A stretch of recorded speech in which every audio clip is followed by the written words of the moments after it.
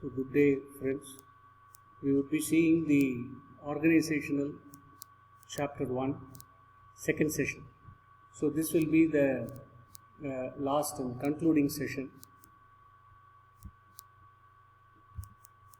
So we in the session 1 have already seen the meaning of organizational behavior, why should we study organizational behavior, and the models with respect to the organizational behavior. In this session, we would be trying to unravel some of the theories behind the benefits of studying organizational behavior and why would we need to study OB. The simple reason that it is an interdisciplinary subject, and that we will try to see what it is. So the benefits of studying OB is quite straightforward. Everybody is in an organization, in a society, in the company of someone or the other. See, typically we are all born as social animals. We need family, we need friends, we need gatherings, we are interested in being in crowd, and largely people who are alone are mostly not okay. They would want to be with people, and that's how it has always been. For instance, if we want to go to a cricket match because there is a lot of euphoria, there is a lot of cheering, there is a lot of optimism, pragmatism, enthusiasm. So all these things are there in a cricket match. Similarly, you go to a film in a theater, you have a lot of crowd, and along with them you would like to watch the film, enjoy it. Similarly, you go to your church, or you go to a temple, you go to a mosque, or any other religious place of worship, there is crowd. And being at home was almost like, being alone and confined was the most miserable things that so many of the people in the pandemic also have lost their peace of mind. They have become depressed and so many other things. A few of the people, even celebrities, have even committed suicide. So these things are so we are used to staying with people, right? We are all social animals.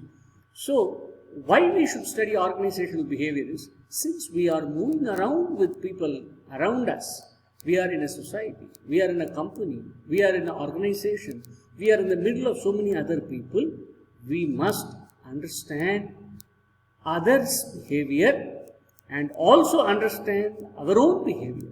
We must try to unravel how our behavior is. What are we doing? What are we thinking? How are we acting? How are we responding? How are we reacting? All these things we must understand, and also be self-assured about our actions, which means we must also understand how is our friend acting, how are they responding to the remarks that we are passing, to some of the things that we are talking, right? So these things comprises the behavioral part of it. So the studying of OB helps us understand primarily the human behavior, because if we do not know how the behavior is happening, what is the reason why people are behaving politely, or what is the reason people behave in a very rude and an unpolite manner, and which is the desirable way of behavior, how are they maintaining the manners, etc. So therefore, understanding human behavior is quintessential part of organizational behavior. It again helps to use the power and sanction. The behavioral understanding helps us to try and get what we desire, to get the work done from others. It could be through power, or it could be through any form of sanctions, which means any type of punishment, any type of some kind of a measure that would curtail or make or force the other people to work. So such ideas are also there when you understand the organizational behavior. It evaluates communication process. Importantly, it helps you to communicate freely. It helps you to communicate clearly. It helps you to communicate without inhibitions, and put out your thoughts in a manner that the other person is able to understand that well, then it also helps in controlling and directing behavior, right? So behavior, if it is just left like that, it would be like a river without any banks. So the banks or the canal, if you see, there are banks so that the water is controlled and is regulated and is directed so that it is of benefit to all the places that it flows, all the villages and the towns and the cities it flows. It helps to irrigate the fields and it provides water supply to everybody. So similarly, our behavior must be controlled, regulated and directed so that it is of benefit to us and to the society as well. Then concepts of leadership. Leadership is a very, very important element, particularly in today's business world. We need more leaders and more leadership qualities even among the workers than ever before, because we are in uncertain times and there's a lot of challenges. So much of suffering has happened, many deaths have happened, and we now have to revive ourselves with optimism, with the confidence that is needed. So that's one. To understand the organizational climate and culture, how does an organization behave, right? So whether it is a formal, semi-formal or informal type of organization, what is the type of the organization? And again, it also supports organizational adaptation. OB is not just for your exams, to clear your exams and take whatever degree you are aspiring for, but most importantly, it is for one's own self, to understand one's own behavior, and the OB acts like a mirror. It shows yourself to your own self.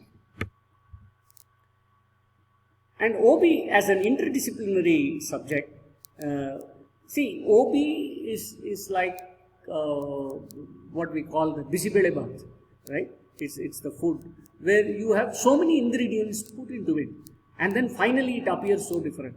You have the vegetables such as carrot, beets, maybe some peas, and whatever, and then you add rice to it, and then you have so many other masalas mixed to it.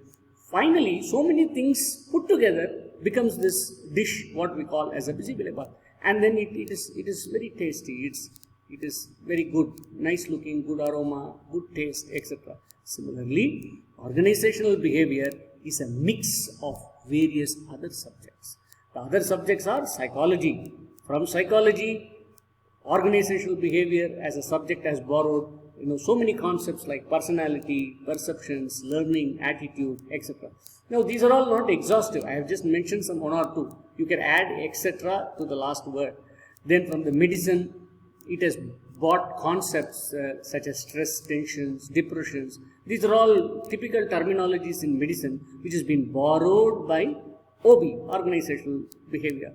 And then from sociology, OB has borrowed concepts like group dynamics, communication models, the types and the theories, the principles of leadership, then the conflict, the tensions, the individual to individual conflict, or the individual to organization conflict, or organization to organization conflict. Why even nation to nation conflict? Like India, China, we some days ago, some months ago perhaps, we had a border tensions at the border, right? So that's one. Then anthropology. So from anthropology, organizational behavior is borrowed concepts pertaining to culture. That is the hopes, the belief systems, the faith, the trust, and things like that. These all put together form the culture. So environment, how does the environment influence people? So that is also being borrowed from anthropology as a subject. From political science, organizational behavior is borrowed power, politics, conflicts, etc. And finally, from economics, very, very important, it is brought about how to allocate resources, how to optimally utilize the resources for the benefit of one and all. So therefore, organizational behavior is not an independent subject, but it is a subject that has borrowed concepts from various other disciplines such as psychology, medicine, sociology, anthropology, political science and economics, to name a few.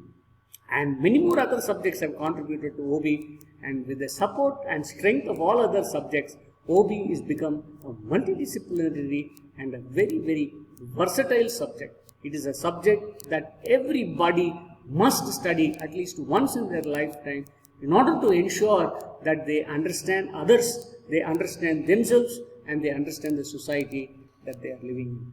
Right? Okay. Thank you.